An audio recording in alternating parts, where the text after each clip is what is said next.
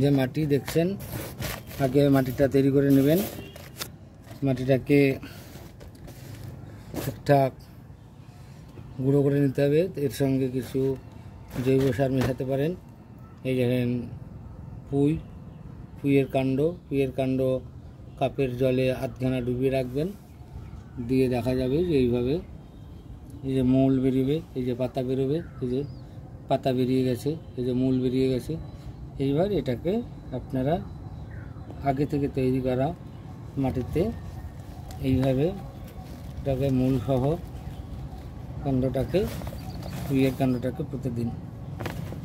এইভাবে পুঁতে দেওয়ার পরেই এখান থেকে আপনারা পুঁইয়ের শাক খেতে পাবেন, পুঁইয়ের ডাঁটা খেতে পাবেন, একদম হোমমেড, বাড়িতে কোনো রাসায়নিক সার দেওয়ার দরকার নেই। এটা আপনারা নিজে বাড়িতে ছাদ বাগানে করতে পারেন। ছাদ বাগানের জন্য এটা খুব উপকারী, কার্যকারী।